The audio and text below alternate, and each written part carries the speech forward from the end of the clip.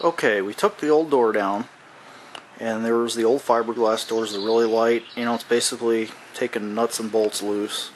It's that easy. These didn't have torsion springs. They had regular springs. So I took the door open and just unclipped the springs. They were already sprung out and wore out, so it was easy. If you have torsion springs, you want to be really careful because you'd really injure or kill yourself taking the tension off those. So you'd probably want to look and figure out how to do that. But so now we're down to the basic opening. All the rails and everything are gone. So now I'm going to start assembling the garage door panels, putting the brackets on and whatnot. Okay, I got the bottom panel set up on a sawhorse. You're probably definitely going to want to do that. I also put some cloth on there to not scratch the steel face of the door. So now I'm going to go ahead and start putting the brackets on. Okay, these are the left and right brackets that the lift cable attaches to. It's kind of hard to do this one-handed. There we go. And I'm going to secure it with 2 of the bolts provided.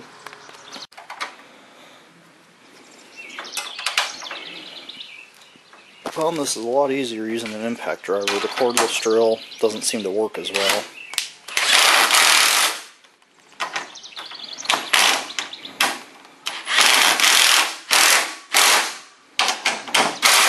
Cordless drill kept either wouldn't tighten enough or it would try to twist my wrist off. The impact driver was really nice. The hinges are different for each section of door, or at least the first section. These are number 1 hinges. So I'm going to go ahead and secure these.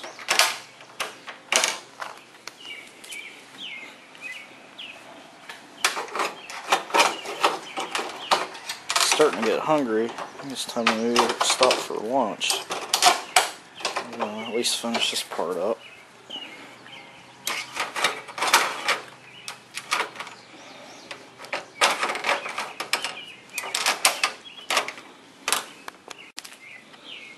Again, I'm going to cinch these down with the impact driver.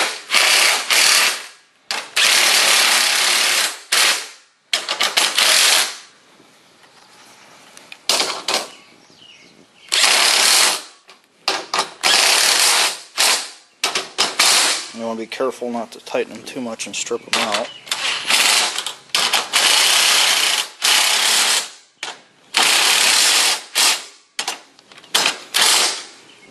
You can see these number 1 hinges, the pivot points like even with the top of the door. Okay, I've taken the first door section and just set it against the opening, centered it with the opening. I just did it visually by eye. I'm going to put some leather stripping on this so it's not going to be perfect. I tried to make the other side perfect and ended up, after all the adjustments, it's in there crooked. Need to check the level at this point. The other side I had to put some shims on. This is perfectly level, which amazes me. It's way too easy.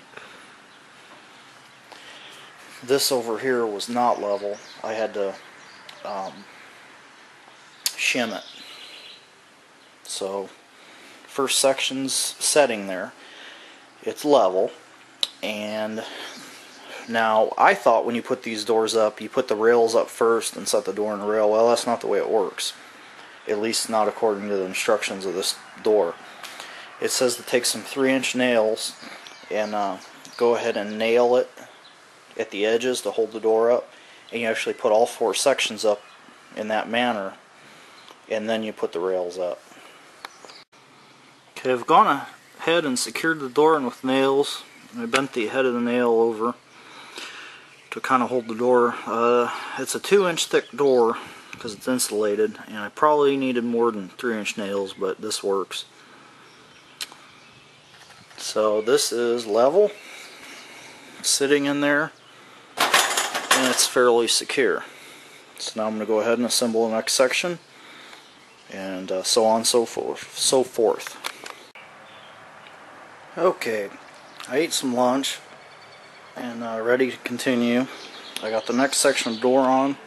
This takes number 2 hinges on these sides, number 1 hinge in the middle, and basically same thing, just going to screw them down, go ahead and stack it on top of the first section.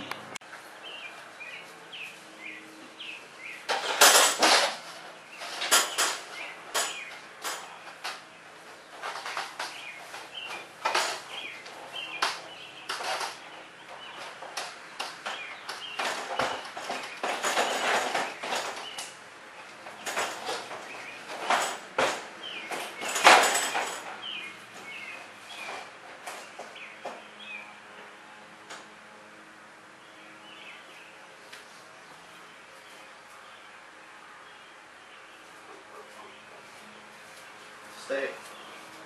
Fall.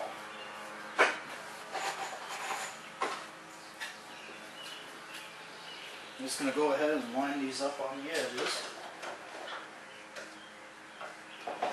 Do the old nail job.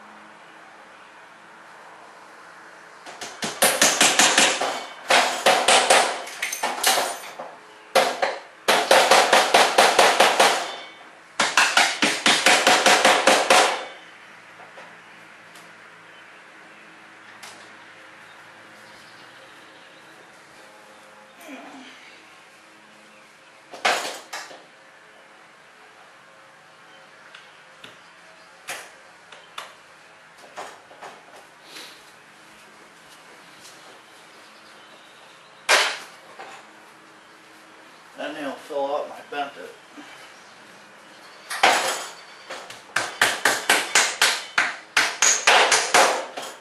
Okay.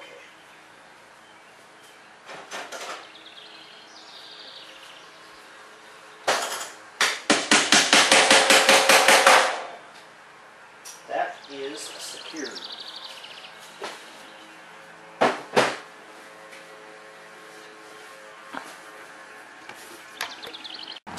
Here's panel number 3.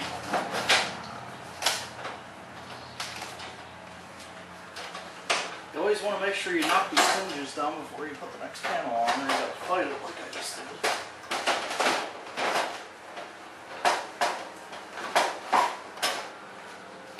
Yeah, I'll have my assistant go on the outside of the door now and for the inside and hold it up while I nail it.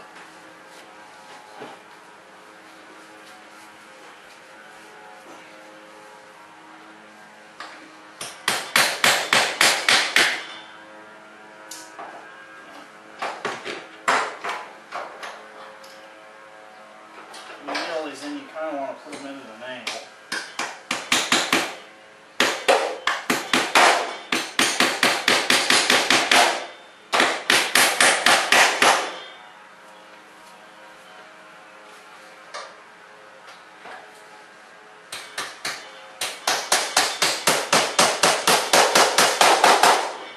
Okay.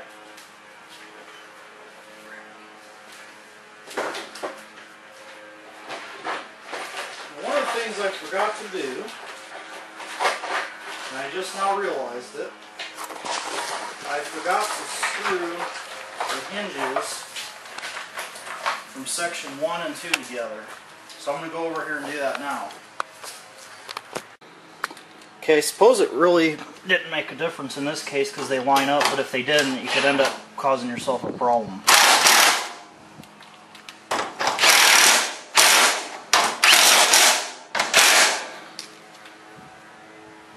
Okay, I'm going to move on to the end.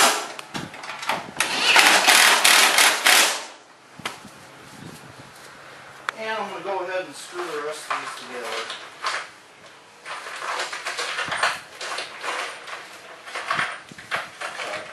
Okay, for the top section of the door, use this adjustable bracket for the rollers, and it goes right here. And in order to get the 2 top bolts in, it's a lot easier if you go ahead and loosen the adjustment on this bracket.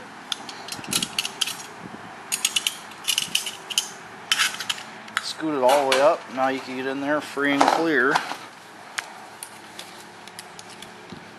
I believe this takes 4 bolts.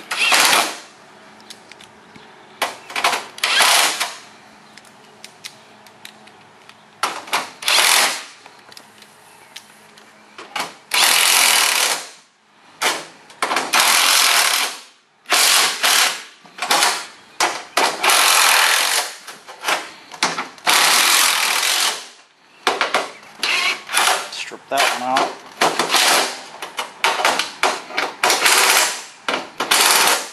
Not supposed to do that. It's alright, we'll move it to this one, it'll be alright. Okay, that's that.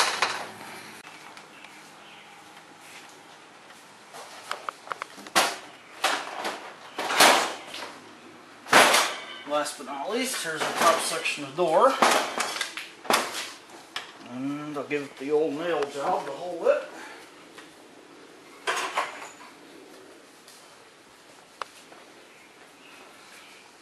And then we'll end up putting our rails up.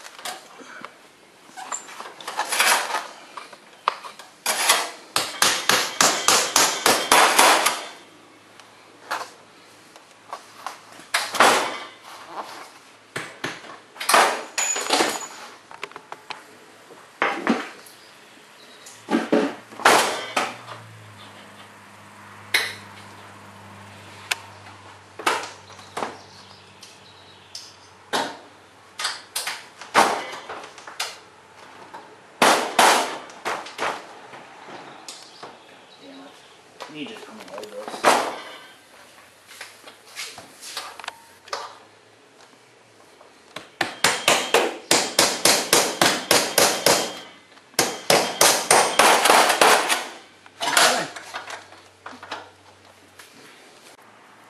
Okay, the next step is to assemble the rails to the flag bracket assembly, which is what they call it.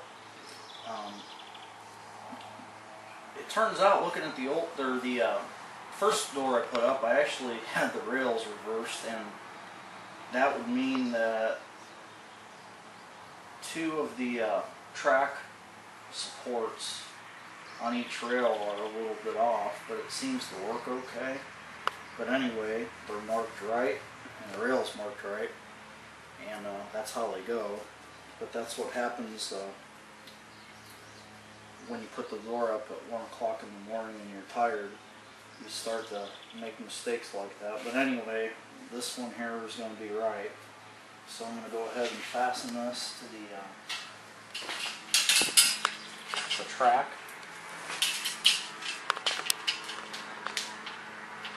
There's 2 sets of holes you could fasten it to, one for a 2-inch thick door and one for a 1 or 1.5 inch thick door. So I'm just going to leave those loose for now. Alright, on to the next step.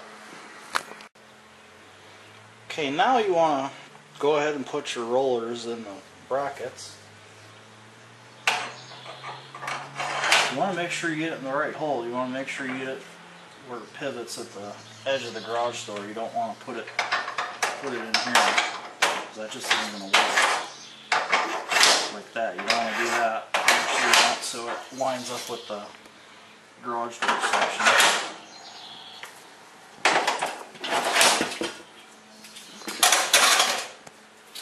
Now I'm going to start putting the rails up. Okay, now I'm going to take the rail, and I've gone ahead and put these brackets on loosely. I'm going to go ahead and lock the rail over all the rollers. Okay, and you want to maintain a 1/2 inch in between the rail and the door,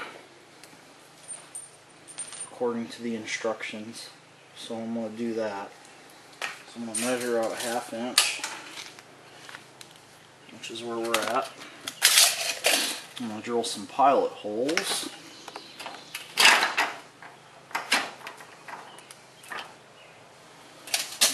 Got my half-inch. Pull it out a little bit. Okay, drill my pilot hole.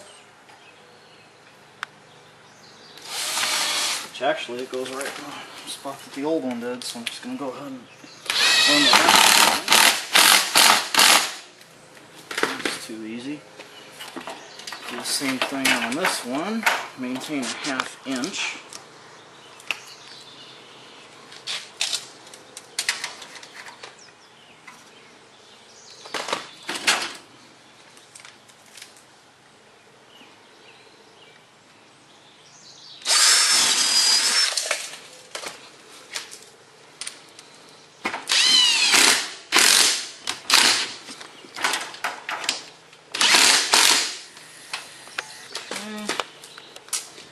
We'll fine-tune this later, but for right now,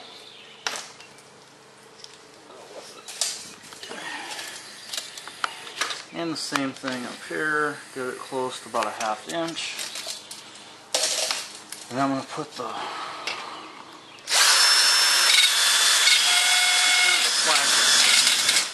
must be hitting a nail there, that ain't good. Ah, shit.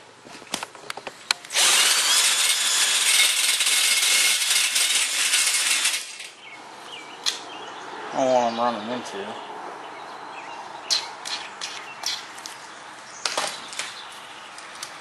See if we can ram past it with the impact drive. Whatever it is, it went past it. Alright, now this is all loosely attached, so I can make any adjustments that are needed later. Now it's time to get the top rail and work on that.